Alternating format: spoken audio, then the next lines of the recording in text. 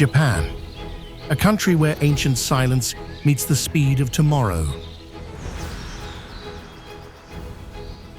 Land of misty mountains, restless cities, and traditions that still shape daily life. Across these islands, every journey feels like stepping between centuries. More than 120 million people live here. Yet Japan often speaks through quiet details. A shrine hidden behind a busy street. A train cutting through mountains. A castle rising above a modern city. But beyond the famous images, Japan holds stories far deeper than a postcard. Each destination reveals another layer of memory, beauty, discipline, and change. The world may know Japan for its technology and temples, but the country offers something much more lasting. And now, let the journey through Japan begin. One destination, one story, and one unforgettable moment at a time.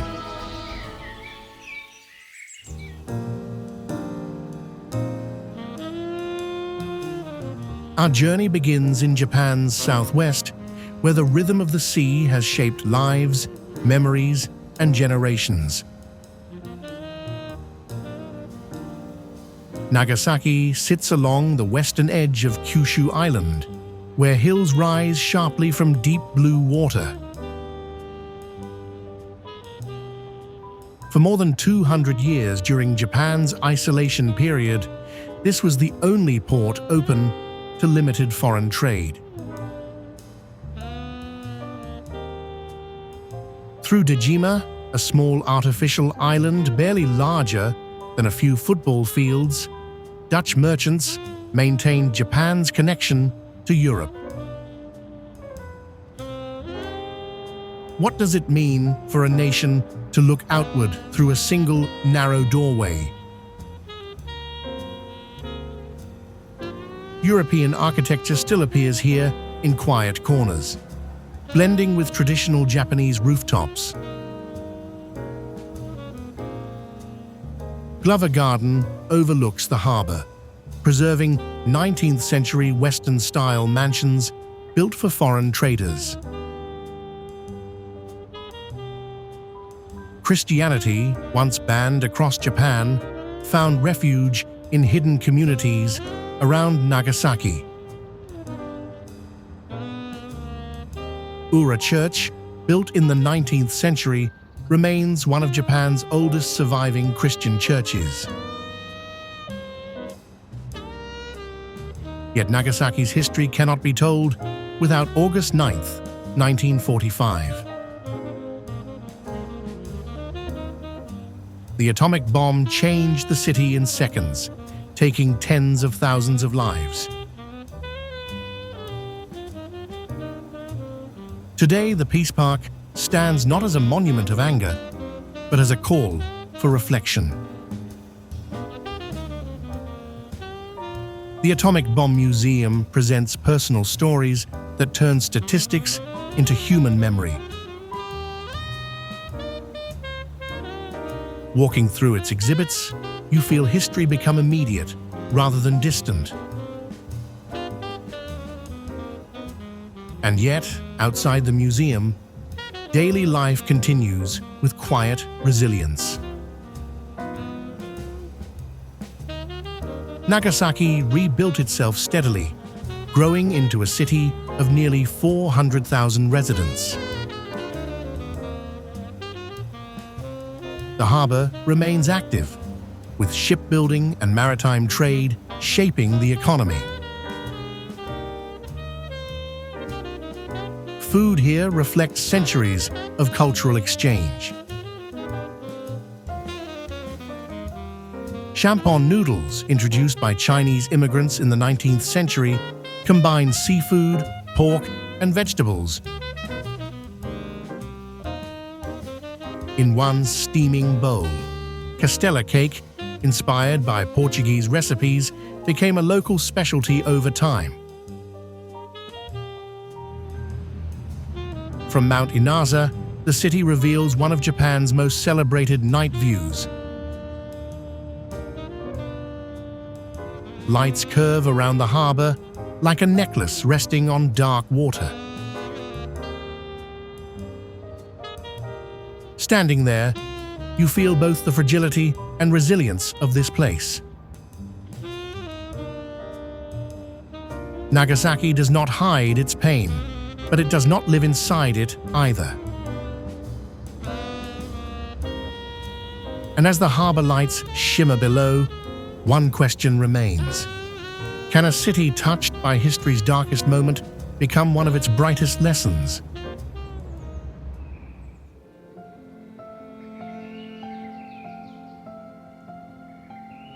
After the harbor lights of Nagasaki fade behind you, the journey moves east toward a quieter rhythm shaped by fields, sea air, and a mountain that defines the nation. Shizuoka lies along the Pacific coast of central Japan, stretching between ocean waves and the slopes of Mount Fuji. The prefecture is home to nearly 3.5 million people, yet much of its identity is rooted in agriculture rather than industry. More than 40% of Japan's green tea is produced here. Rolling tea plantations create geometric patterns across hillsides that seem almost painted by hand. Early morning mist drifts across the leaves, softening the landscape into layers of green. Mount Fuji rises behind the plantations, standing over 3,700 meters above sea level. What does it feel like to sip tea, grown in the shadow of Japan's most sacred mountain? Mount Fuji has inspired poets, painters, and pilgrims for more than 1,000 years. Recognized as a UNESCO World Heritage Site in 2013, it represents both natural beauty and spiritual meaning. The Nihon Daira Plateau offers panoramic views where mountain, city, and sea align in a single horizon. On clear days, the symmetry of Fuji appears almost unreal against the sky. Shizuoka's coastline extends for hundreds of kilometers along the Pacific. Miho no Matsubara, lined with pine trees stretching more than 7 kilometers, frames Fuji in a classical composition. Walking along the shore, you feel the mountain anchored behind you and the open sea before you. Shizuoka is not loud like Osaka or vast like Tokyo. Its strength lies in balance between cultivation and preservation. Tea ceremonies here are performed with deliberate slowness. Every movement emphasizes respect for time, space, and season. Wasabi, grown in clear mountain streams, adds another layer to Shizuoka's agricultural identity. Seafood from Suruga Bay reflects the richness of one of Japan's deepest coastal waters. Sitting in a small seaside restaurant, you taste simplicity shaped by geography. Shizuoka invites you not to rush toward landmarks, but to notice horizon lines. It is a place where cultivation meets contemplation. And as Mount Fuji stands quietly above fields of green, one thought lingers. Sometimes the most powerful symbols are those that remain still.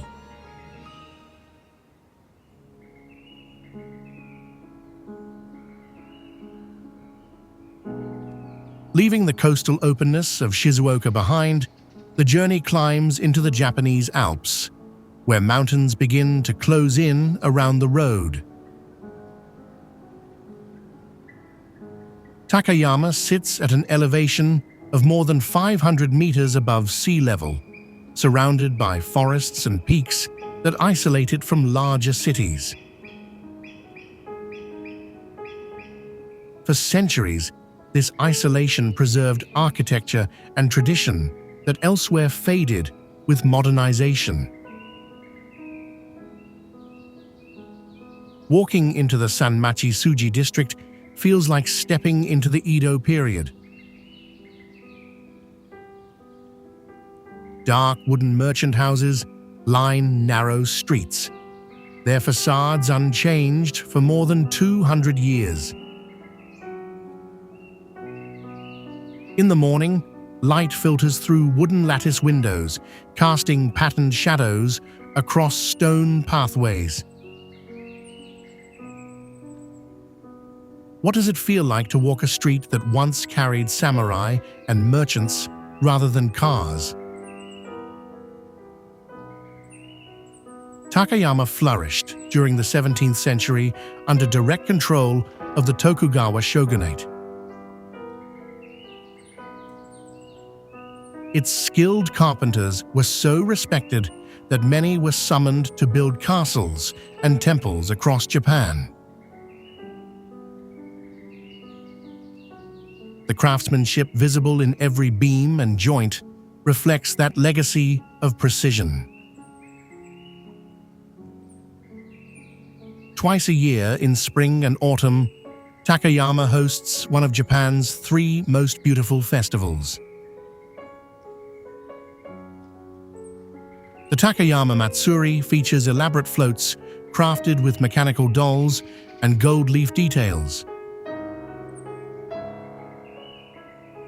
Some of these floats date back more than 300 years. As drums echo through the streets, you feel time collapse into celebration. Beyond festivals, Takayama is also known for its morning markets along the Miyagawa River. Farmers sell mountain vegetables, pickles, and handmade crafts passed down through generations. The region's cold winters, often dropping below freezing, shaped both architecture and diet. Thick wooden walls and steep roofs protect homes from heavy snowfall. Takayama is famous for Hida beef, a regional variety known for marbling and tenderness. Sitting in a small restaurant, tasting slices that melt slowly, you understand how geography shapes flavor. Sake breweries line the old streets, their cedar balls hanging above doors as seasonal markers. Inside, generations of brewing knowledge continue quietly. Why does Takayama feel more intimate than other historic towns? Perhaps because it was never built to impress outsiders, but to serve those who lived within it. And as evening lanterns glow against dark wood, you begin to sense that history here does not sit in museums. It breathes in the air.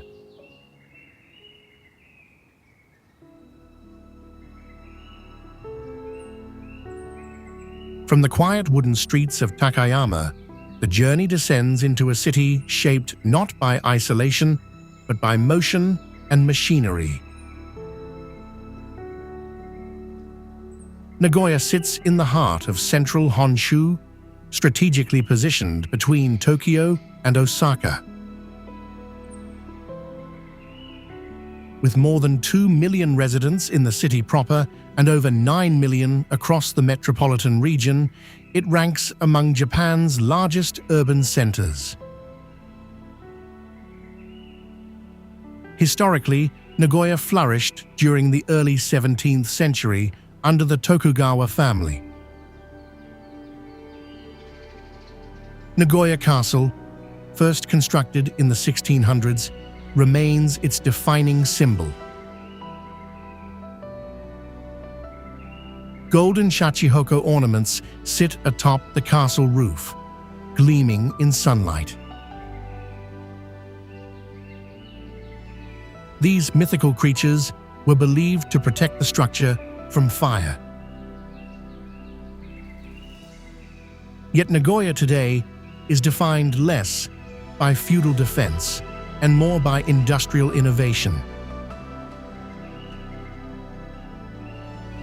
The city is home to Toyota, one of the world's largest automobile manufacturers.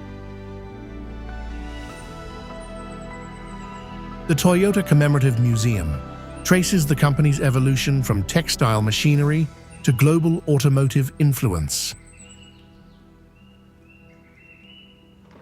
What does it mean for a city's identity to be shaped by engines rather than temples?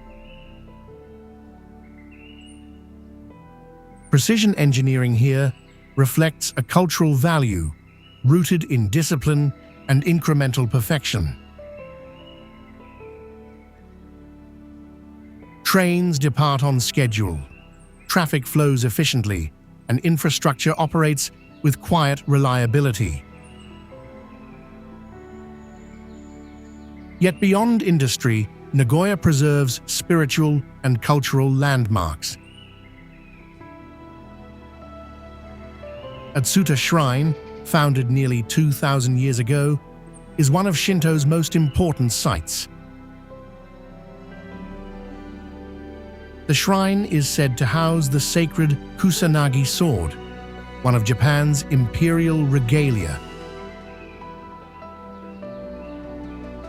Walking beneath ancient trees, you feel how industry and spirituality coexist without conflict. Nagoya's culinary culture is bold and distinctive. Hitsumabushi, grilled eel served in multiple stages, transforms a simple dish into ritual. Miso katsu coats pork cutlets in rich, dark miso sauce unique to the region. Sitting in a local restaurant, tasting flavors stronger and sweeter than elsewhere, you sense a regional pride. Why does Nagoya feel less romanticized than Kyoto or Tokyo? Perhaps because it defines itself through function rather than spectacle. Yet beneath steel and concrete lies a city shaped by resilience and reinvention.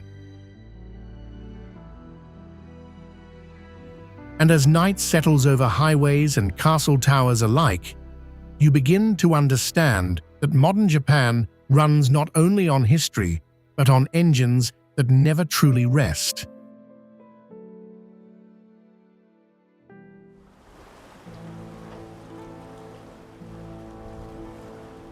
From the engines of Nagoya, the journey softens as it approaches the coast south of Tokyo.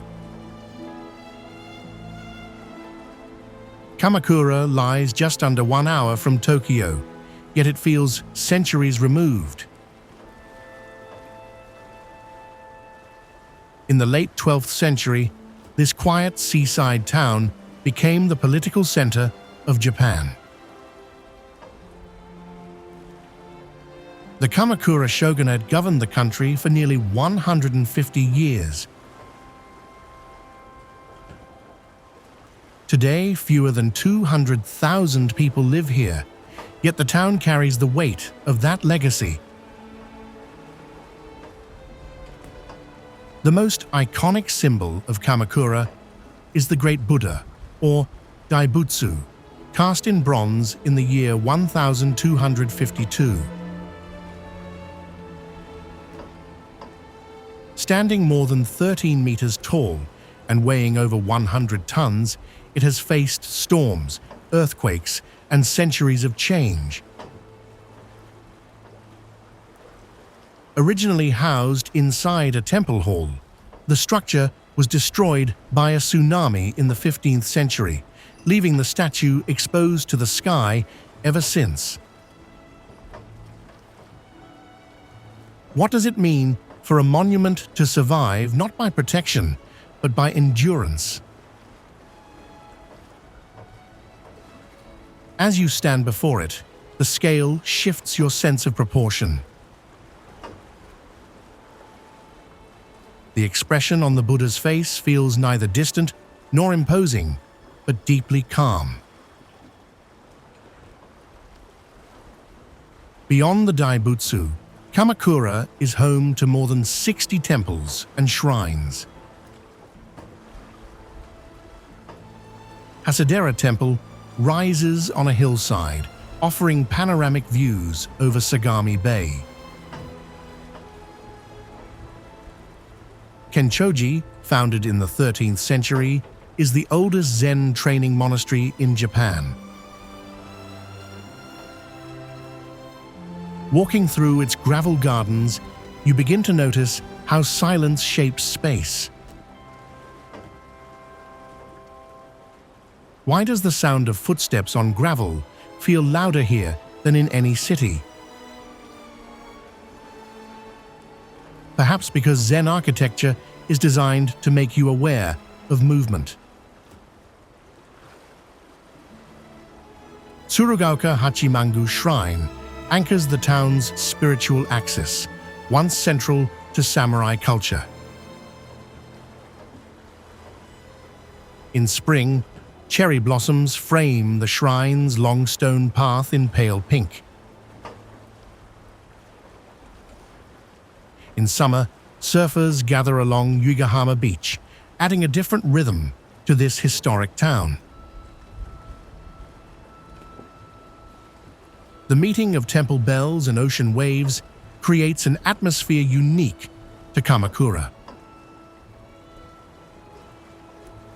Small cafes and street vendors serve matcha sweets and local shirasu whitebait rice bowls. Sitting near the shore at sunset, tasting something simple and local, you feel how history and daily life overlap. Kamakura does not compete with Tokyo's scale or Kyoto's grandeur. Instead, it invites you to slow down between sea and stone and to discover that power can exist quietly without spectacle.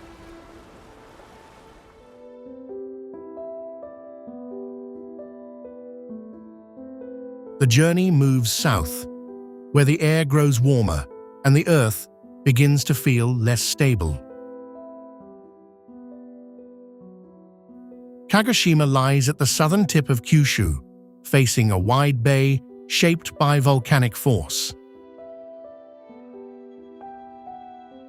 More than 500,000 people live in the city, fully aware that nature here never truly sleeps.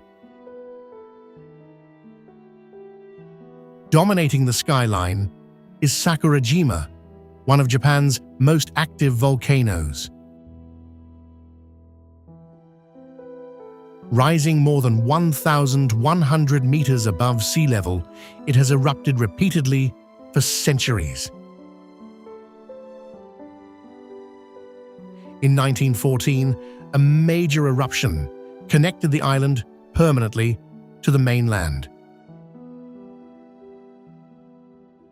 ash still falls lightly across rooftops on certain days. What does it feel like to live beneath a mountain that can change the landscape overnight? Watching Sakurajima from the waterfront, you notice how calm the water appears against the restless sky. The contrast between serenity and danger defines Kagoshima's identity. The region's volcanic soil produces some of Japan's sweetest sweet potatoes. Local cuisine reflects this agricultural abundance, shaped by fire and ash. Kagoshima is also known for kurabuta pork, prized for its tenderness and rich flavor. Sitting in a small restaurant, tasting pork raised on mineral-rich soil, you sense how geology becomes cuisine. Beyond the volcano, Kagoshima offers hot springs heated by underground activity. Sandbaths along the coast allow visitors to be buried in naturally heated volcanic sand. As you lie still beneath warm grains of sand, the earth feels both protective and powerful. Kagoshima once served as a gateway to Japan's modernization during the 19th century. Reformers from this region played key roles in ending the feudal era. The Shiroyama Observatory offers a panoramic view where city lights meet volcanic shadow. At sunset, the sky turns amber and violet, silhouetting Sakurajima against fading light. Why does danger here feel strangely grounding rather than frightening? Perhaps because generations have learned to coexist with forces they cannot control. Kagoshima does not hide its volatility. Instead, it teaches you that life beside fire is not about conquering nature, but respecting it.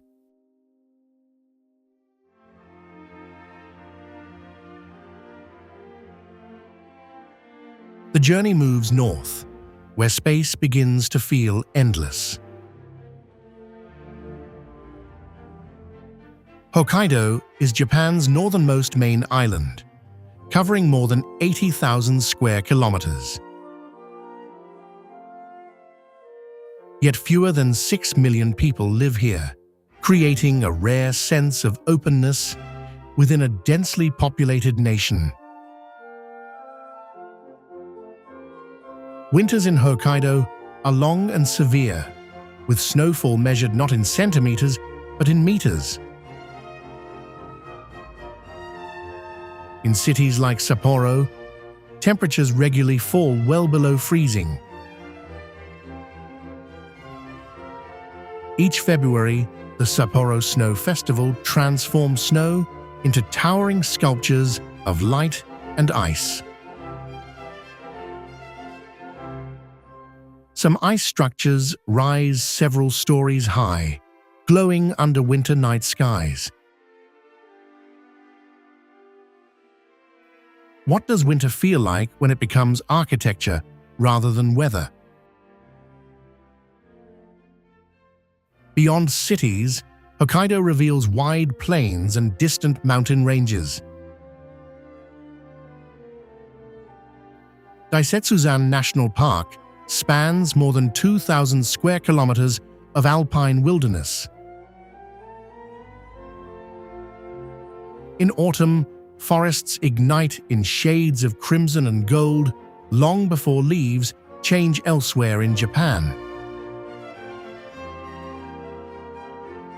In summer, lavender fields in Furano stretch across rolling hills in violet waves. The island's cooler climate makes it one of Japan's primary agricultural regions. Hokkaido produces large volumes of dairy, wheat, and potatoes that supply markets nationwide. Seafood here is equally celebrated, drawn from the cold waters of the Sea of Okhotsk and the Pacific. Sitting in a small harbor restaurant, tasting uni and crab freshly caught, you feel the immediacy of place. Hokkaido is also home to the indigenous Ainu people, whose culture predates modern Japan. Traditional Ainu patterns and music reflect a deep connection to forest, river, and bear. Why does the landscape here feel less controlled than elsewhere in Japan? Perhaps because development arrived later, allowing wilderness to remain visible. In winter, drift ice from Siberia reaches Hokkaido's northern shores. Watching ice floes move slowly across dark water, you sense how connected this island is to larger forces. At night, the sky opens wide, revealing stars rarely visible in Japan's denser regions. Hokkaido does not overwhelm with monuments or density. Instead, it teaches you that space itself can be a destination, and that sometimes the most powerful experience is simply standing still within it.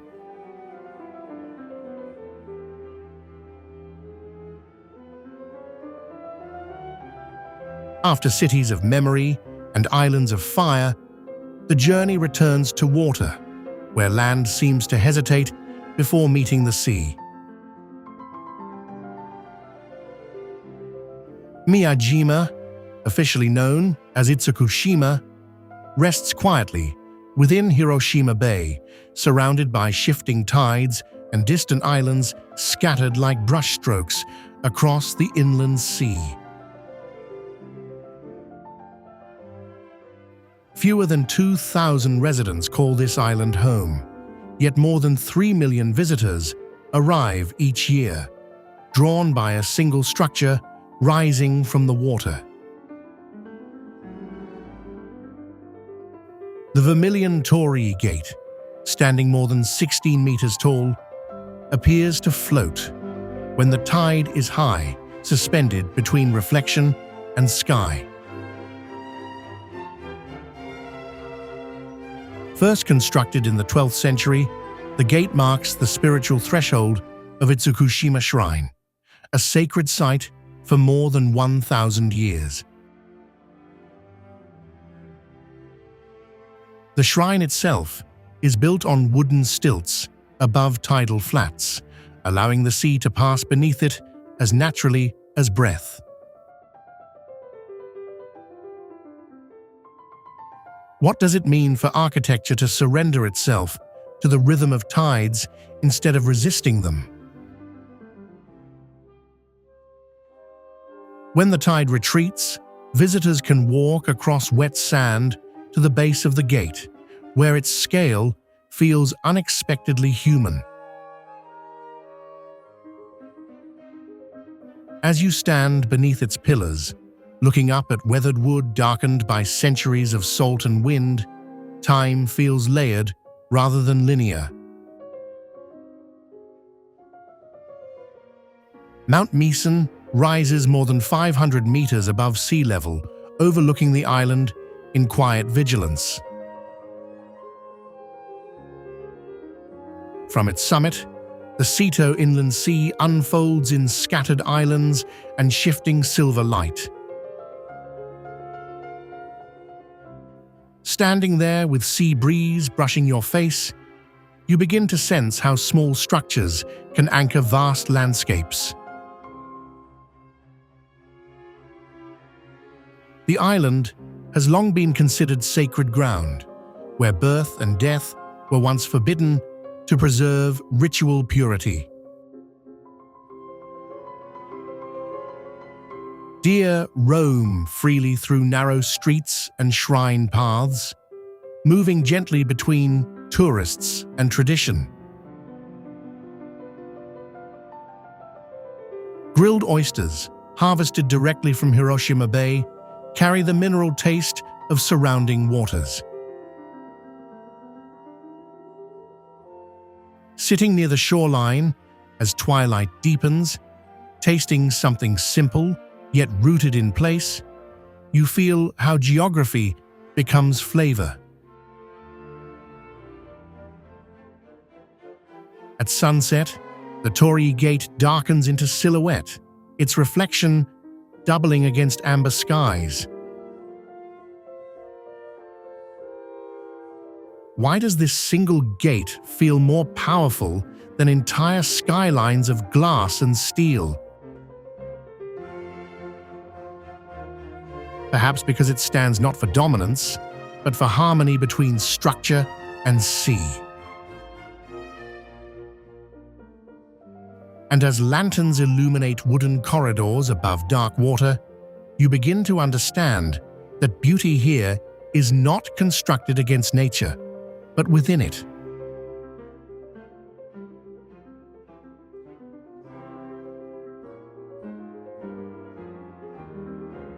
After islands suspended between sea and sky, the journey narrows into something quieter, flowing along the calm curve of the Uji River.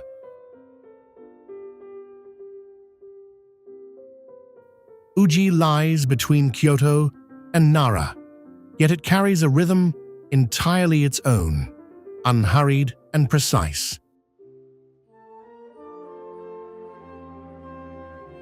For more than 800 years, this town has been synonymous with Japan's finest green tea. Nearly half of the country's highest-grade matcha is cultivated in fields surrounding Uji. Carefully trimmed tea bushes form geometric rows across rolling hills, each plant shaped by years of patient cultivation. Byodo-in Temple, built in the 11th century, stands as one of Japan's most revered UNESCO World Heritage Sites. Its Phoenix Hall appears on the 10-yen coin, quietly linking daily life to ancient architecture. Reflected in the still pond before it, the wooden structure seems weightless, suspended between water and sky. What does it mean to design beauty not to dominate a landscape, but to mirror it? Walking through the temple grounds, gravel crunches gently underfoot, measuring your pace without words. Tea ceremonies here unfold in deliberate silence, each movement guided by centuries of ritual. As you lift the bowl in both hands, warmth settles into your palms before flavor touches your tongue. The bitterness of matcha gives way slowly to sweetness, unfolding rather than arriving at once. Why does something so simple feel unexpectedly complete? Perhaps because here, silence is not emptiness, but texture. Along the Uji River, wooden bridges connect neighborhoods shaped by poets and monks. Classical literature once described this river as a place of longing and reflection. Small tea houses line quiet streets.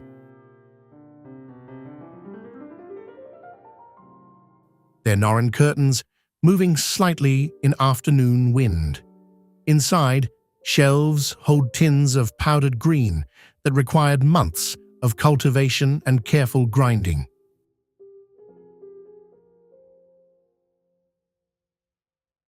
Sitting by the river at dusk, watching light fade from water to shadow, you feel your own pace slowing. Uji does not compete for attention with neon or spectacle.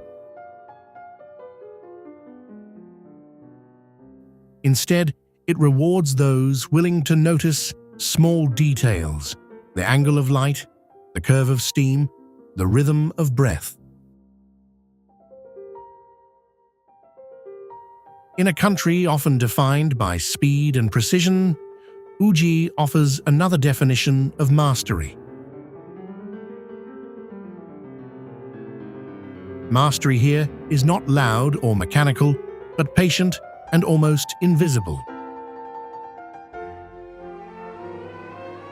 And as night settles over the river, you begin to understand that sometimes the most powerful journey is the one that slows you down enough to feel it.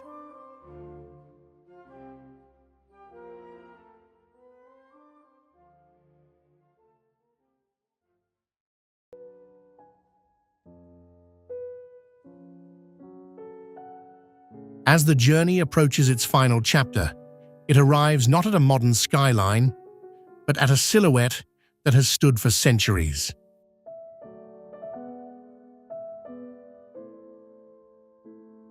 Himeji Castle rises above the city of Himeji in Hyogo Prefecture, its white walls luminous against open sky.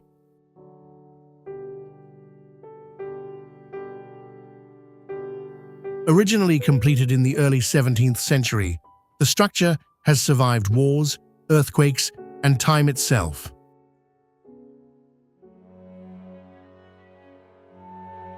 Unlike many castles in Japan, Himeji remains largely original rather than reconstructed.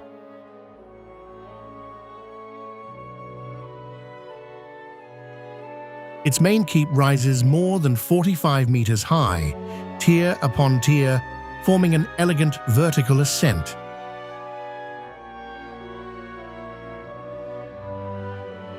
The castle's white plastered exterior earned it the nickname the White Heron, as if poised to take flight. What does it mean for a fortress built for defense to appear almost weightless? The complex includes more than 80 buildings connected through winding defensive corridors. Designed to confuse invaders, the approach path forces visitors to circle repeatedly before reaching the main tower. Walking these paths today, you feel strategy embedded in architecture.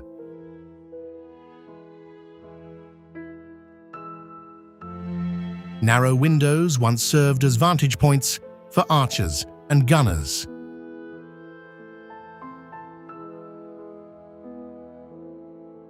Thick stone foundations anchor the delicate white walls above.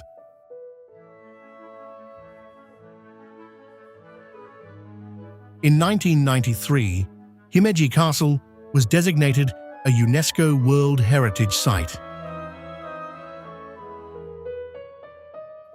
Cherry blossoms frame its silhouette each spring, softening military precision with pale pink petals.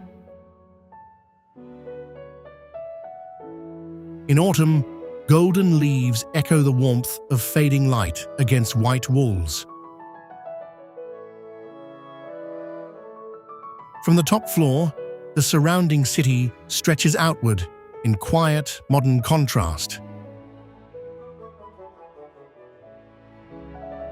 As you stand there, wind-brushing wooden beams that have endured for over 400 years, continuity feels tangible.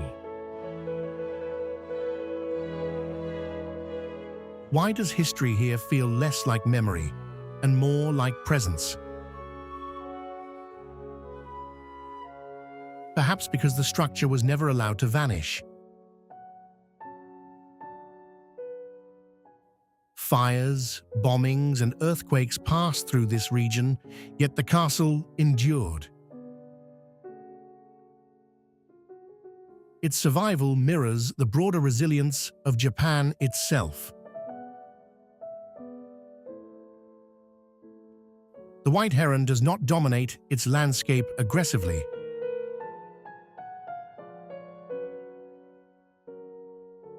Instead, it rises with balance and restraint.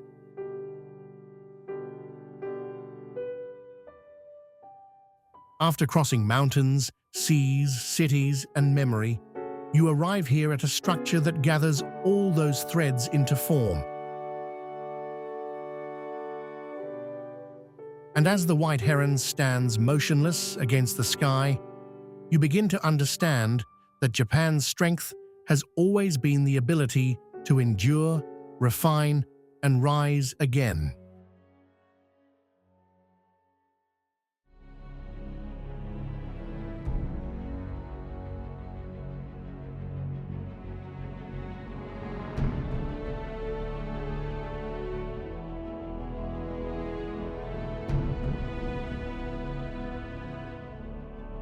Japan is often described through its landmarks, its traditions, and its remarkable ability to balance past and future. Yet after traveling across the country, what remains is something far less easy to describe. It is a feeling carried from one destination to the next. A feeling that follows you long after the journey ends.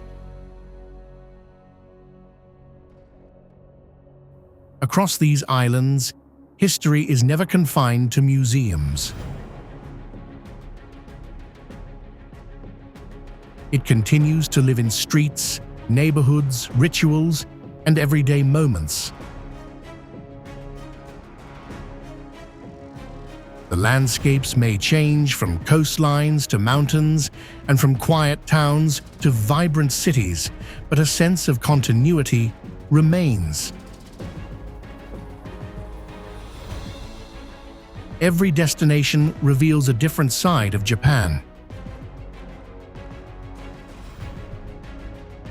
Together, they form a country that feels both deeply rooted and constantly evolving. Perhaps that is why so many travelers return here more than once. Not because they have seen everything, but because they realize there is always more to discover. Japan rewards patience. The longer you spend here, the more layers begin to appear.